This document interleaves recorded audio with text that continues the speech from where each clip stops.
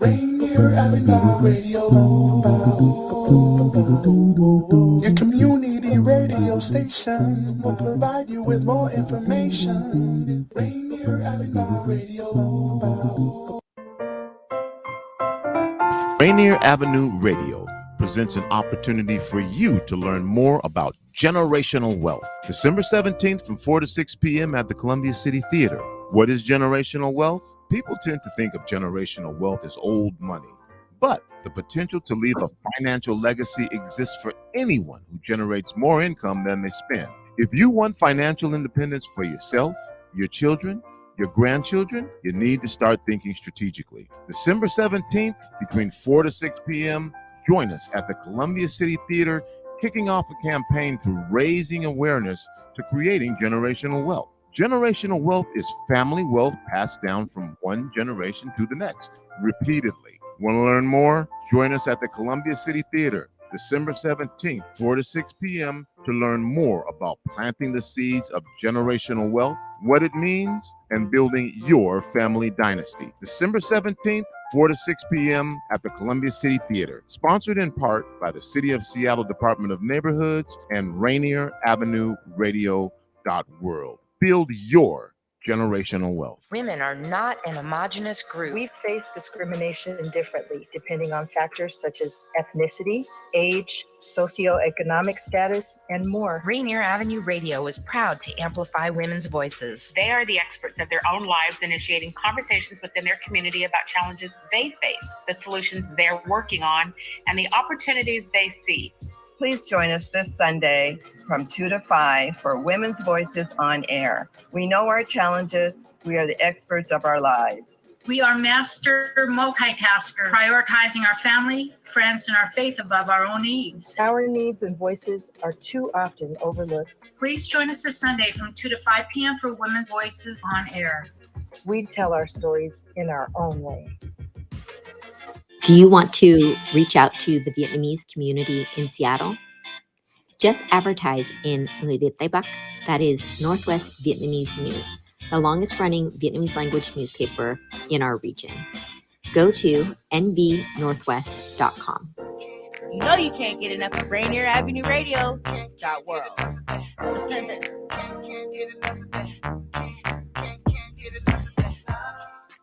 You're listening to HeartBeat Radio.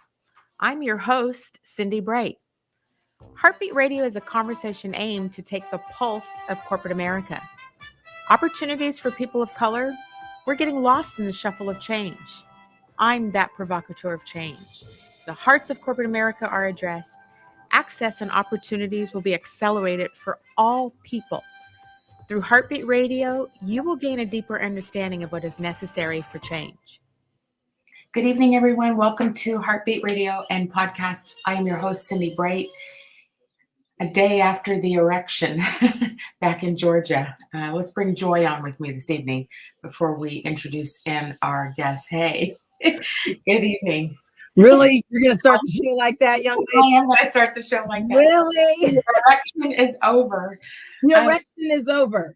The election is over. Phew. We are scheduled, just although she has not joined yet, just to our audience, we are scheduled to have an elected official come on from the state of Georgia. And so we wanted to be able to just highlight the work that's going on in Georgia and the big win last night. Joy, what were you thinking about? I know we were both watching our cell phones like crazy last night, trying to see what was happening. And then it made me sick. Because I couldn't believe that. What was the number? Oh, yeah, it was pretty close. 1.5 million, 1.7 million people in Georgia voted for Herschel Walker. Now, I we've been candidates, so I get it. However, this is someone who I fear is suffering from CTE, as someone who you can't know until they die and their brain is examined by a medical examiner. But he just, a lot of people say, I don't know if I'd say he wasn't a good candidate. It's not that he's not a good person or he's not good, whatever else. It's he wasn't a good candidate, and he wasn't for all the things that he said. You know, but I don't like to say that because, you know, people said that about us. Like, you're not going to win.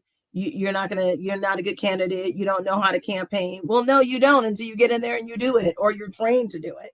So, yay for him for trying.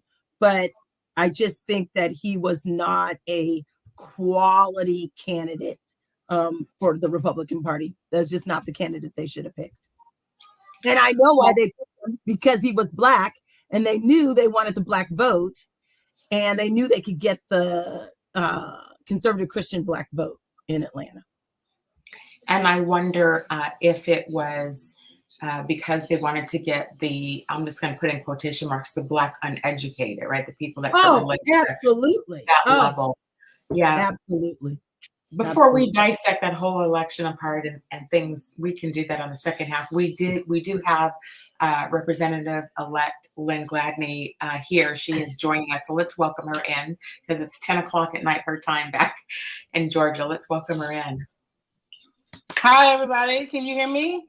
We can hear you. Hey, Lynn. Yeah. Awesome. Thanks for having me. Congratulations on your win. Thank you very much. Thank you. I am super, super excited to be here with you all tonight. Thanks for joining us so late. Yeah, it's really late. A big ask, but we definitely wanted to have an opportunity to celebrate you, to highlight you, to hear more. I know you represent a very Black district, and so we are trying to make sure that we are bringing candidates forward and elected officials forward who are focusing on progress for Black people. So we'd love to hear more about you. We won, so what's your agenda? Talk to us about what the temperature has been in Georgia with the big Senate election, and now you're coming in. You know, give us a landscape of Georgia. Awesome. So the race going into the very first cycle. So the first part of the general election prior to the runoff. So it was myself, Stacey Abrams, Senator Warnock, and probably at least 7 or 8 other state level candidates on the ticket. And there was a lot of rumblings about the party overall, and whether or not we had the level of momentum that would help us carry Stacey and all of those other candidates and Senator Warnock over into a successful election that first cycle. And so locally, we all just kind of dug in and focused on our own local races, because that's as you were mentioning at the beginning of the race, you don't really know how to campaign until you start. That's right. And some of the very first advice I had received from some people who had run locally, people who had mentored me, was run your race. So That's stay right. in your race. And so we couldn't get locally, we couldn't get as involved in some of those state level races that we would have liked to. So our hands were tied. We were kind of limited, and was certainly disappointed with the gubernatorial race. However, the second half, knowing that there was a runoff, it gave some of us an opportunity to kind of re-engage and use some of our own. So our support, our local support, to kind of make sure that we finished that part of the race off. So locally for myself, so my race the first time around ended up pretty much kind of like in my district, Augusta, Richmond County, ended up like Senator Warnock's race did on my side. So Augusta, Richmond County is made up predominantly, as Cindi said, 69-30%. So that's the way Senator Warnock, that's the way the results aired on this side for him. Now we have a neighboring county, Columbia County, that was almost flipped. Side was almost completely the opposite. his results on that side of the county. So we're sister counties. And that county balance is almost completely the opposite. Mm. So we were kind of a counterweight to each other. And there are lots of counties scattered throughout the 159 counties throughout the state. Because as you look at the map, you can see where those heavily concentrated areas where Black voters were, how we made up the difference for some of those other counties that were scattered throughout the state. Okay. But basically, starting my race, at the beginning of my race started in March. I am as Cindi could tell you, I'm a third generation military veteran.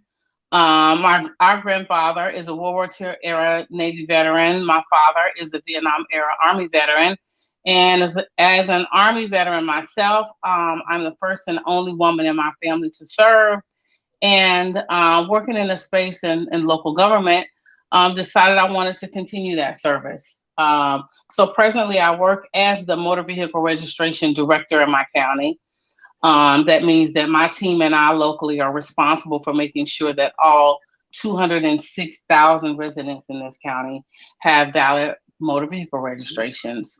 I've been working in local government for over 10 years now, and also serving in the space, working on local boards and local nonprofit agencies, and realized at some point throughout that course that you don't really, as much opinion as you may have and as much influence as you may have in some of your local groups and circles, you really don't have an impact on real decision making unless you are at the table.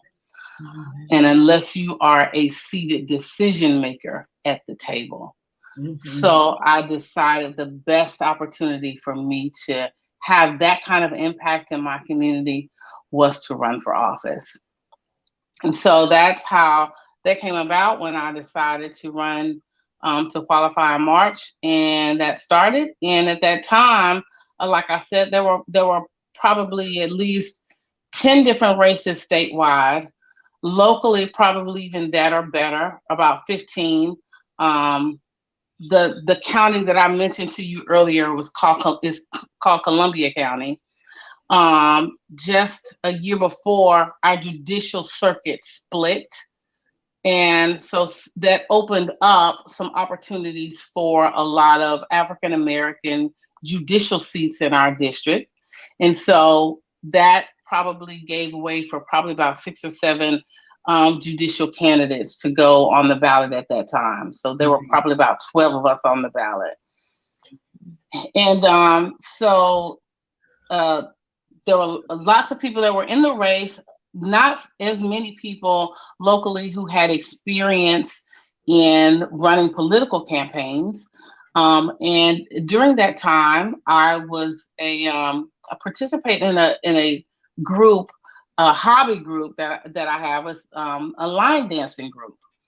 And this is a group of ladies, of professionals, working class professionals, retirees in terms of educators, retired military professionals. And we all line danced together, and we were having a conversation, and I mentioned to them that I wanted to run for office. And I asked them if they would be interested in being my campaign team. And none of them came from political pedigree at all. So nobody had a clue on what this was supposed to look like. How this was supposed to go. And so much of what we did, we watched what other people, what other campaigns did. We made up stuff along the way. And, we just kind of worked through the process. And, my main thing was one of the ladies that line dances with me. She is she's a former controller at a company that she used to work at. And one lady is, she's a business owner. And my campaign manager is our actual line dance instructor. And what I said to them was, keep me out of the newspaper, keep me out of jail, keep me focused. And if we can do that, then let's try. And so we all agreed that that's what we were going to do. And so we just sat down and we came up with some plans and some strategies, and we just went to work.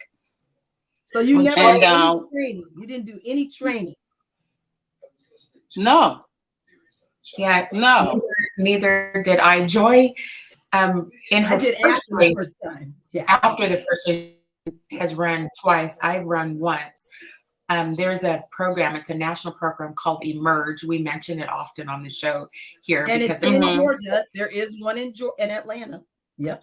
So as you are continuing to reach back to other people to come run, know that there's resources there that can actually help train them how to run. Because like what you did, you know, Lynn, I guess it's worth mentioning. I told this to Joy last night. You know, your father, my father, our brother. So we're cousins. Joy, Lynn and I are cousins. Yes. And Lynn watched me run because I remember you reached out to me during that time. And so, but you know, our family is what's interesting about this whole, like, we didn't know how to run. And, you know, our family's from the South, right? From Jonesboro, Arkansas. Right. That's where our fathers were. Our families have suffered tremendously over the course of their lifetime. And I've continued to echo that. To be qualified to run for public office, you must have suffered. It's not the typical group of folks that are running for power. We're running for progress. So people like you, Joy, and I we just step in and figure it out as you go. And, you know, I remember being asked about who was my kitchen cabinet, and I was like, how would I mean, even the term was, what the hell is that? What is that? Right. That's the advisory group that you just described, what you put together, people to help keep you out of jail. And campaigns. They're right. And when I would tell people, you know, once we got momentum, people saw my presence and they would say, well, who's your campaign manager? And I was like, my line dance instructor. And they would be like, you got to be kidding. And I was like, no, it's my line dance team. And they was like your line dance, like y'all line dance together? Like, yeah, that's what we do. And they just rallied around me and said, we support you doing that. And it was the most phenomenal thing. And Cynthia, if you had this opportunity to see, you know, some of my postings on Facebook, I mean, when we showed up, we showed up 15, 20 deep, you know, to hold signs or to, you know, post lit on cars. And I mean, it was crazy. People was like, are you paying people to do this? And no. So we would cancel line dance class and say, okay, we're posting for Lynn on, you know, Saturday, or we're hosting, you know, this particular event for Lynn. And it was just phenomenal. For the way they came around me to support me was incredible. And most of them, some of these ladies were, most of my line dance sisters are, I would say the youngest is about 45 and the oldest is 70. And most of them have said they never participated in a political campaign to that level before. That's awesome. Yeah, so they had voted. You didn't have to, Lynn. They didn't have to do that. And you still won. It's called grassroots. Roots. That's exactly what it was. It was grassroots. And that's okay. And, I got a question. And they loved it. Yes, ma'am. Go ahead. I wanted to know, did you not do any events together? You, Stacy, any of the other sisters and brothers that was running and like in your neighboring, did you all not do any events together? So it was interesting because of campaign finance. And so they passed a bill here in the previous session, SB 202, which was the campaign finance bill, and it restricted a little bit about how you were able to do campaign coordination. So you couldn't coordinate. We couldn't just coordinate with like Stacey Abrams' campaign. Because if she funded a particular event, if it came out of her campaign finance, it wasn't something that either, so we could go and participate, but we couldn't, we could go and support, but we couldn't necessarily go and participate and pass out our literature and endorse one another. It was interesting. Well, that's one thing y'all need to change already. I concur. Yeah. That just doesn't make sense. Yeah. So coordinated campaigns was a big deal, and you did not want to infringe upon that law because it was new, and the legislation when I printed it out was like this many pages thick. And I wasn't even a legislator yet. And so I'm just trying to figure out how to get my signs in people's yards and, order t-shirts and, figure out. So, and I have I have my map here someplace. So I got my map. Yeah. So here's my map. Oh, gosh. Here's my district map. And so I'm, trying to figure out, where the best places to go post up. And, so it's stuff like that, like you say, unless you pay a strategist, there are no real classes for that. It's just like you say, grassroots. There are, and you guys just didn't know about them. And that is the issue right there. Women of color in particular, Black women. Cindi and I didn't know. We met at some function and we're like, are you running? Are you running? Hi, I'm Cindi. We had a quite, our first meeting was at a One America event. And I will never forget that because I knew nothing. Like, I was like you, Lynn, pulling out, Googling, trying to figure out where I'm supposed to be, my experience was very different from Joy. So right. Which we didn't find out to the end. You, Lynn, ran against a Republican. So I bet your experience was different. Yours and Joy's experience were probably more aligned because you guys ran against Republicans, where I ran for an open seat against another Democrat, whole nother. Democrat. But I wanted to make sure before, let's see, we have somebody. Is there any viability to mail in for Georgia in the same way we've had in Washington for years? Say again, I didn't hear that part. Let's put the comment back up. Is there any viability to mail in for Georgia in the same way we have here in Washington State? We have mail-in voting. We do not go to the polls. So you can mail in vote. You have to apply for a mail-in ballot. Oh, okay. Yes, you can't just show up and say, I want a mail-in ballot. You have to apply for one. I see. And what do you, I think, you're heading in, your session starts next month, right? In January. Yes, in January. Yes, ma'am. You're heading in. We've got this new Senator Warnock.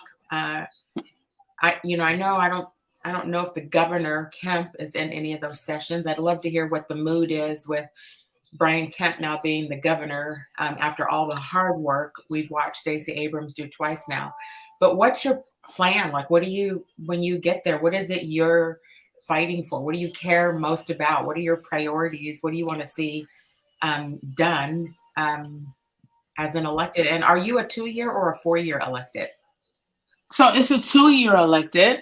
And it's interesting that you asked that question because I actually just wrapped up yesterday what they call the biennial legislator training. And so that's where at the UGA, they offer for all legislators, it's a requirement that you go and take the session of classes that they offer at the beginning before session opens.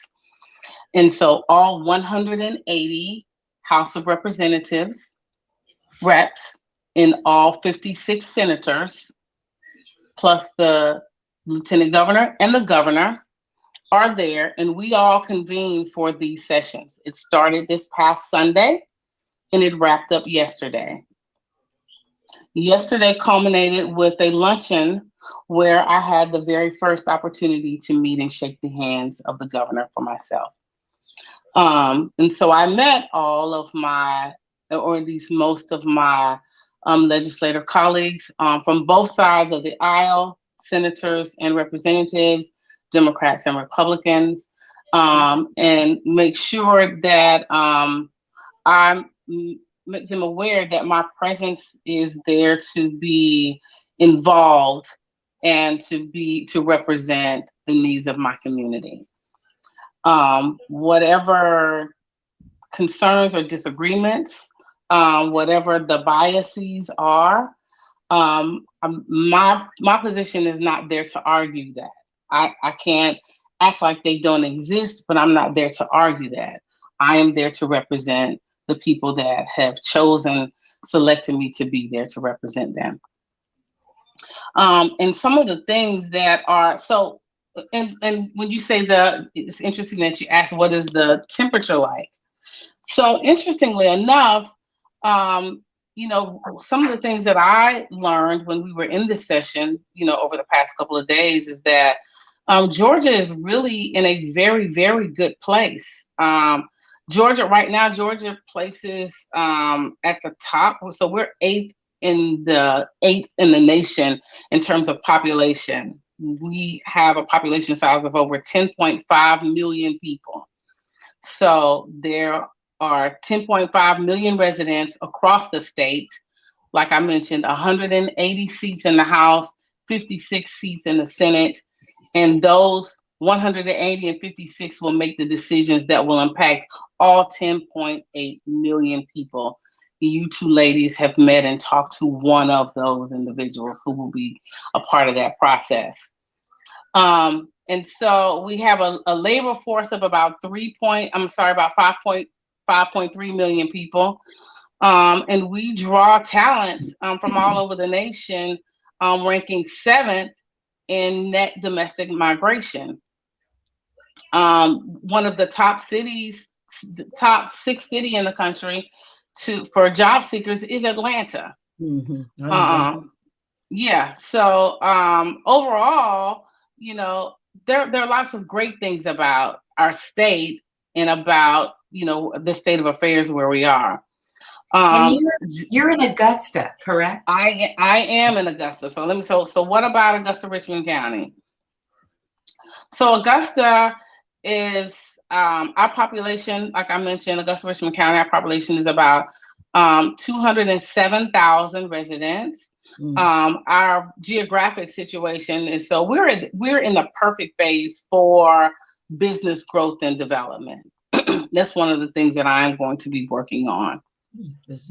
We're right-sized, ideally, strategically located with a backbone of education, thriving medical education, and a strong military community. Where Fort Gordon is situated in the heart of the cyber community.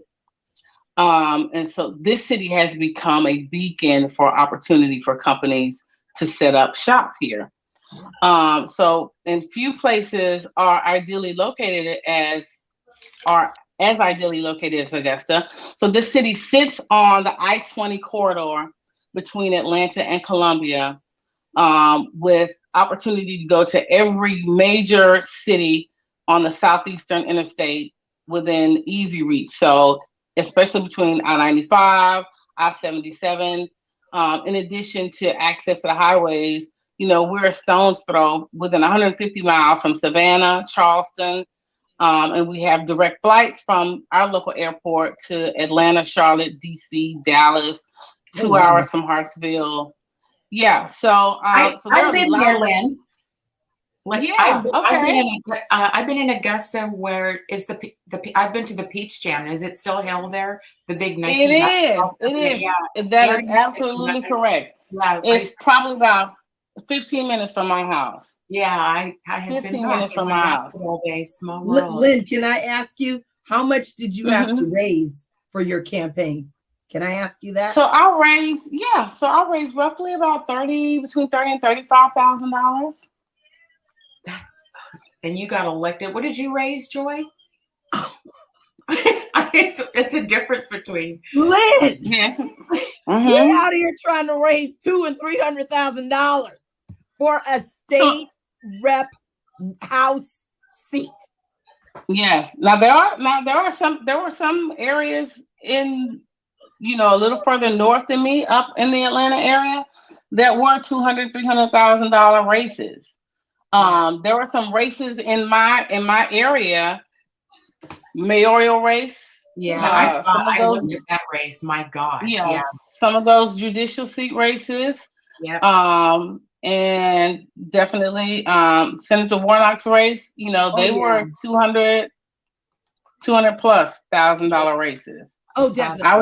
I was just blessed. Warnock's was probably $2 million. Yes, absolutely. Absolutely. I said upwards. Lynn, we've got to take a commercial break. I had included you for the first half. Is there more that you want to share with the audience and come back on the second half, or do you want to let us root you on? And I know it's 10:30 at night back there, so we're happy to do either, but we do need to take a commercial break. Do you want to come back on and finish up, or? Sure, yeah, I can do that. Okay. Yeah. All right, let us take a quick break and we'll be right back. Okay. That up the sacks, I favor black businesses. Assuming I'm rooting for everybody that's black. Yeah. Yeah. Assuming I'm rooting for everybody that's black. Yo. You're listening to Rainier Avenue Radio.world. Check us out on social media. Facebook and Instagram, Rainier Avenue Radio.world, and on Twitter at Rainier Ave Radio. Are you a small business owner in Seattle who was impacted by COVID-19? The Seattle Office of Economic Development is investing $8 million to connect small businesses to operating capital. The Small Business Capital Access Program will lower the cost of Washington State Small Business Flex Fund loans by paying down 25% of the loan principal. Eligible small businesses can borrow up to $150,000 with a 4% interest rate to cover expenses like payroll, rent, utilities, and supplies. Hey, this is Paul Pearson. I've hosted the R&B show Star Time since the very beginning of Rainier Avenue Radio, and after years of featuring tracks from the 50s through the 80s, Star Time now plays R&B and hip-hop from the 1990s as well. A whole half-century of soul, funk, hip-hop, and more on Star Time, Wednesdays at 2 p.m. on Rainier Avenue Radio.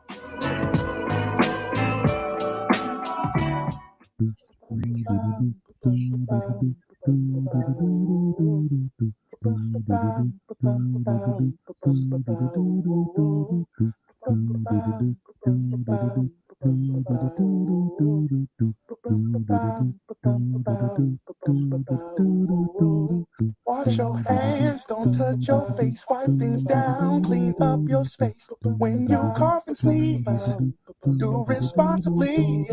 If you feel you're getting ill, isolate at home and chill. No, you're not alone. Please pick up your phone and call 206-477-3977. King County 206-477-3977. Public Health 206-477-3977. King County 206-477-3977. Public Health Community Radio Station will provide you with more information. Say Rainier Avenue Radio. Your community radio station will provide you with more information. Rainier Avenue Radio. I'm Paul Pearson, host of Star Time, and when I'm not deep frying a turducken in a closed garage, I'm listening to Rainier Avenue Radio.world. The sacks, I favor black businesses. Assuming I'm rooting for everybody that's black. Yeah. Yeah. Assuming I'm rooting for everybody that's black. Yo. Welcome back to HeartBeat Radio and Podcast. I am your host, Cindi Bright. We have with us tonight, let's bring Joy in with us. We have Representative Lynn Gladney back in the Georgia area, who will be representing the Augusta District 130. We're excited for her, excited to highlight women, Black women who are running for office, who are getting seated in office, the power that Black women are gaining across this country to help make change for what is absolutely necessary. So welcome back. Lynn, thank you for coming back on the second part with us. I interrupted you and I didn't mean to. I'll let you pick back up with what you were talking about. Yeah. So I was going to tell you a little bit more about my district specifically. So my district is made up of what the South Side and the East Side, and so my district got carved up during this past redistricting session that took place with every state across this nation. Half of my district is what they literally called the bottom. And so it's predominantly, like I said, 69% of my district is African American and low income people, impoverished. So having said that, there are some really significant opportunities here. So my district is made up of the Augusta Regional Airport, where I have served as the commissioner on the board governing that airport. The Savannah River, which runs alongside the South Carolina border. A major railway thoroughfare that services over 20 of the region's largest manufacturing facilities, to include brands such as Georgia Pacific, Starbucks Roasting Plant, and EasyGo Textron. My district also houses a youth and adult correctional facility. It's made up of a diverse community of both urban and rural, farmland and industrialized manufacturing. Parts of my district are on city sewer, and then the lower parts of it, closer to the southern border, are completely on septic, with needs for infrastructure improvement. So did you say that you were your district, your city is ripe for big business to come in? And are you entertaining more big business that's coming your way? Absolutely. And so when I say ripe for it, meaning that we have land mass, we have tax benefits, so opportunity zones, enterprise zones. So we still have plenty of options that are there. We have a land bank authority and an economic development authority that is poised to put themselves in the position to make themselves available for big business. So yes, absolutely. They are all at the table. Are there any major companies coming into your area that you're? So most of that is in discussion with either the Economic Development Authority and the Land Bank Authority, and they are not privy to discuss that information. But I can tell you that Starbucks, Amazon are just a couple of the newbies that just entered the horizon. So they just opened up facilities within the past 2 years here within my region. Starbucks is specifically in my district. Oh, wow. Yes. I'm looking at your district right now, the 130th. Yes, 130th. But like I say, so we also have some issues. So the infrastructure needs, creates a dilemma when we start to consider addressing the needs for affordable housing. I have food deserts. I have medical deserts. I have transportation needs, looking for more opportunities for workforce development. Actually, Augusta Technical College is situated almost immediately in my backyard, and have had some conversations with them about some workforce development with some of those entities and companies that I just mentioned. In a nutshell, Augusta is a microcosm of a national dilemma where years of neglect have left our most vulnerable communities struggling to reach their full potential. Without supportive efforts to improve the socioeconomic status, which is usually measured by education, employment, income, wealth, physical health. I mean, we all know. Do you have any bills that you are getting ready to put forward when you go into session? So I don't have any that I've crafted as of yet. But what I have already started to think about is, so my district is made up. It is probably the most diverse district throughout the state. And because there are so many other regions and pockets that have a lot of dilemmas that are very similar to mine. Specifically, just say for instance, this rural and farmland piece. And so because there are lots of communities where there is probably a lot of Republican interest in finding some support and resources for rural farmers. Right. There will be some opportunities for me to at least get at the table and understand, are there some benefits there for my community? I'm not necessarily looking to make sure that I create the bus for myself. I can get on somebody else's bus. I can just get a seat on some legislation that you're crafting if it creates a benefit for me there. It doesn't have to be mine exclusively, because I understand there are some setbacks with freshman legislation. I understand all of the fact that I may not have the best committee assignments. I'm not going to know all the people on the committee. I also know that coming into the House with me are 46 freshman candidates. 46 freshmen. And So what's the racial makeup of the other 46 people?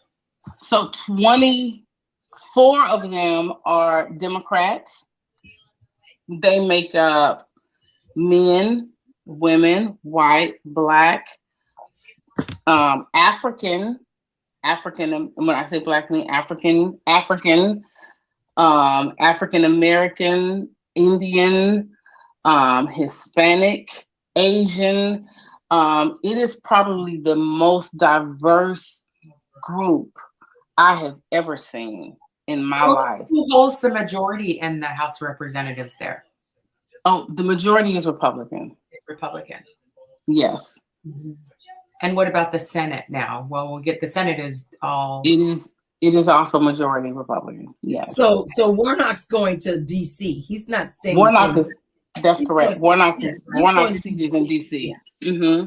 That's what I was trying to gain a perspective. Is that so? You're still in a heavily Republican. Yeah.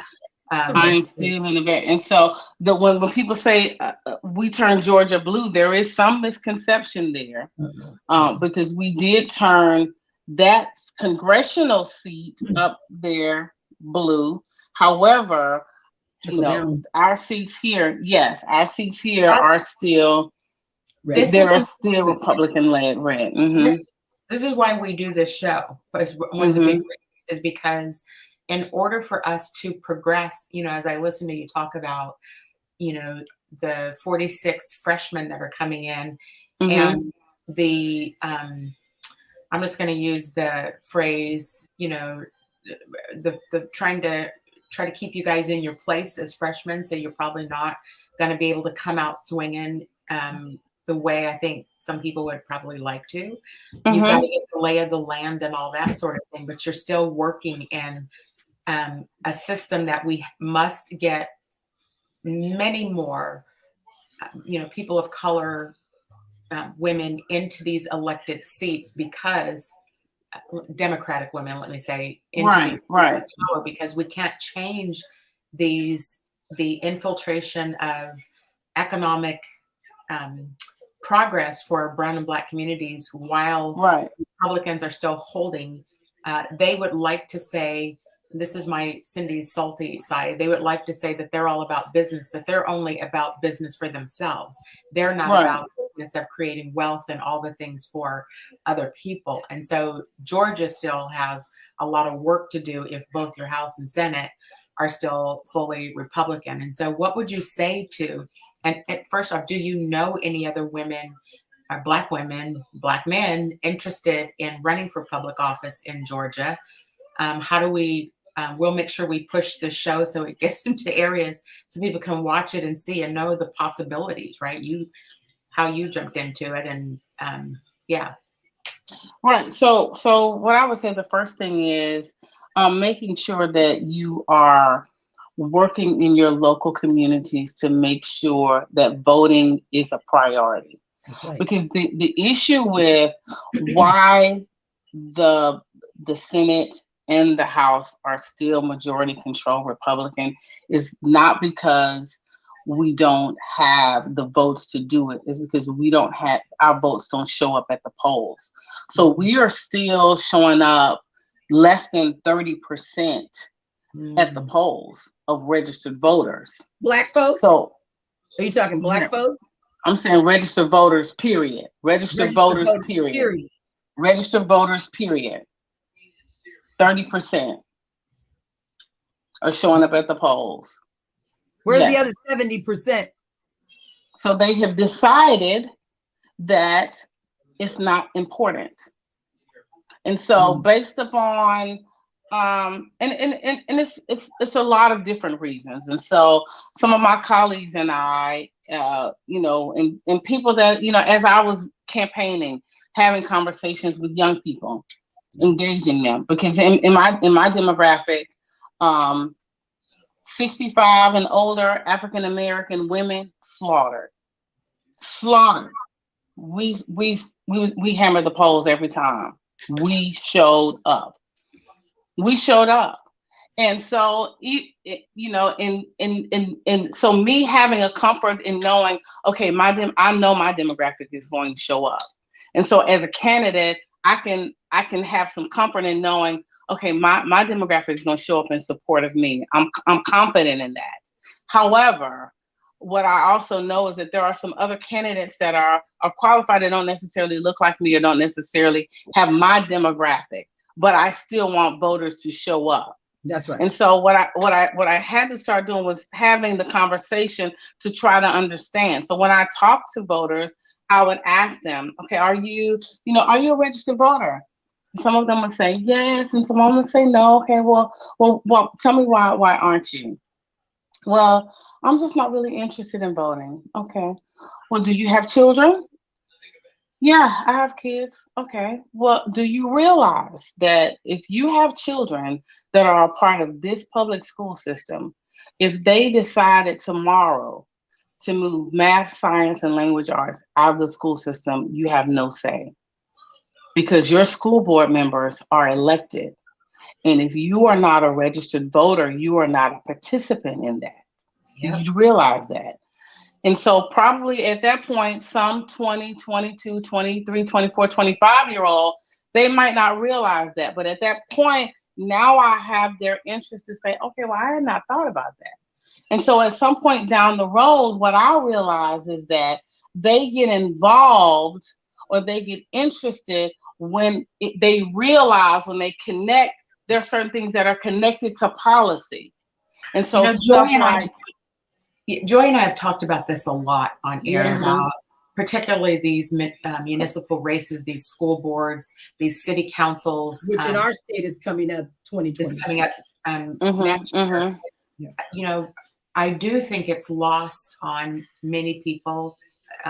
I know it's lost on my son's demographic, 30-years-olds. Like they're just not invested in it because it hasn't quite hit them yet. And I mean hit them either in the pocketbook. The younger people are still in their early to heading into mid part of their careers, right? When they start to hit 40 and they start to run into that brick ceiling that isn't allowing them up, and or they're trying to go, their children are trying to get into college, and Clarence Thomas is deciding that we don't have affirmative action to try to help. So sometimes it feels to me like it's like you have to hit 40 to figure out exactly what this is, the impact of all of this is on your life and your family. And then at that age, you have children and your kids are in school, and they start to attend public schools and get colonized education.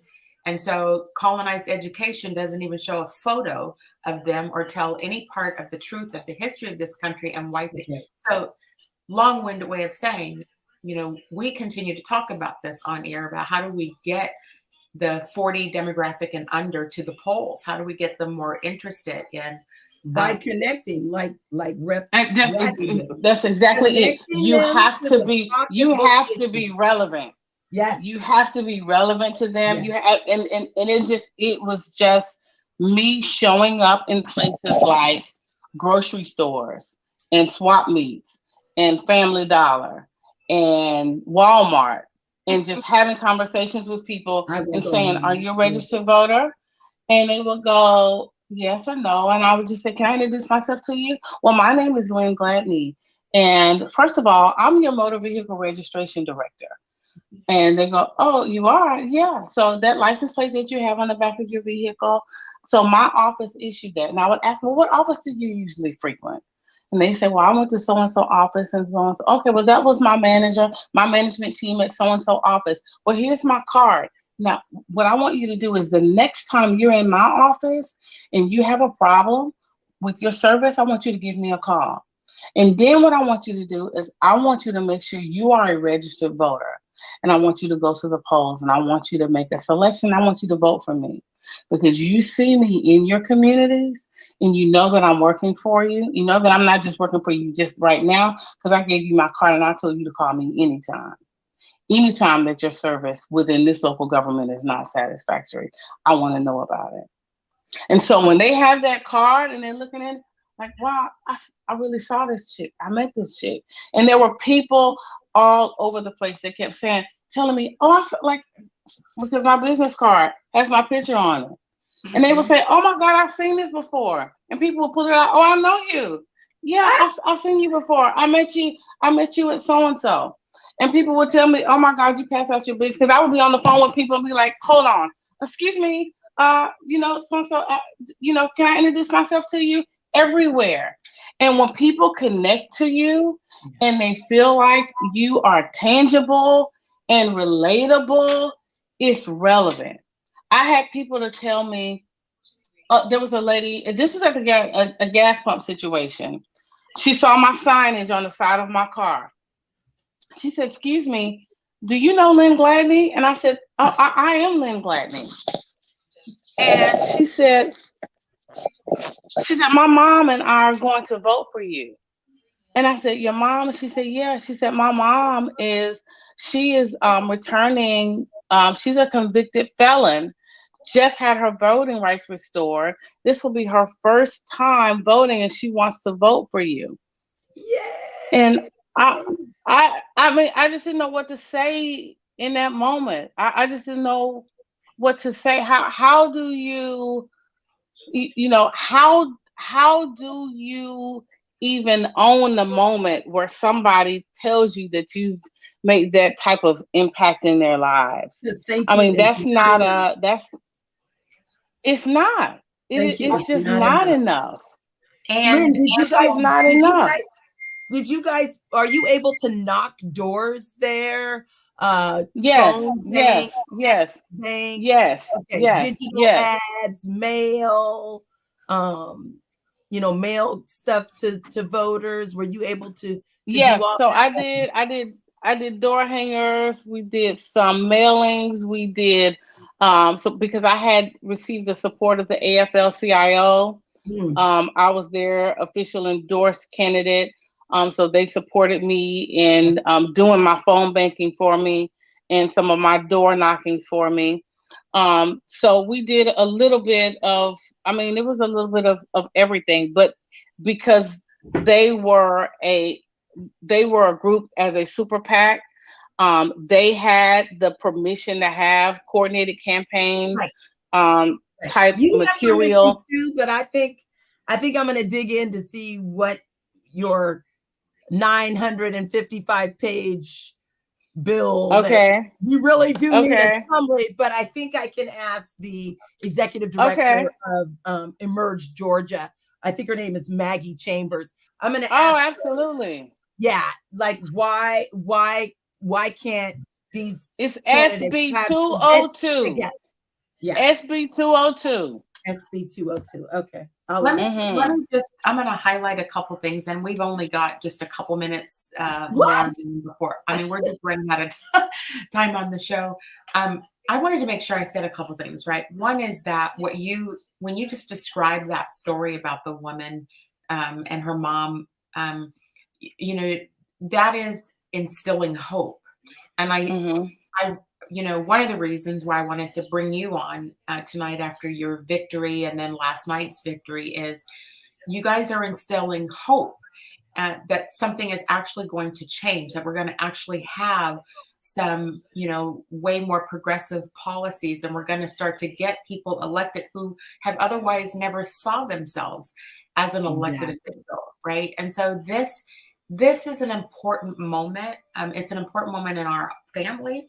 It's an important moment in this country to have every Black woman who puts her name in the hat and subjects herself to what it takes to run for office.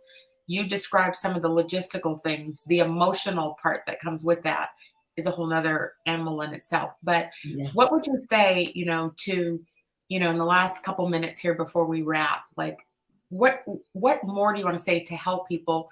Joy is introducing Emerge Washington to people in Georgia for people who don't know about Emerge that. Georgia. Yep. Right. Emerge Georgia. To get yourself trained, to at least get yourself prepared. What would you say in your final couple of minutes to your constituents, to people who are thinking about running for office? What I would say is that thing that motivates you to be committed to your community. That if it's a particular organization, if it's a particular group that you support, let that be your drive and your momentum. Don't lose that. Because there are so many things that take place that can distract you. You can get distracted in the rhetoric.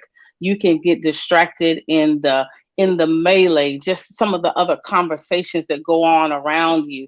I'm not even talking about Republican, Democrat. I'm talking about other people that just do not want to see you in a space where you're reaching a next level. Because there's nothing that I've said about what I've said that I'm doing that I said, I want to be this because I want to do this.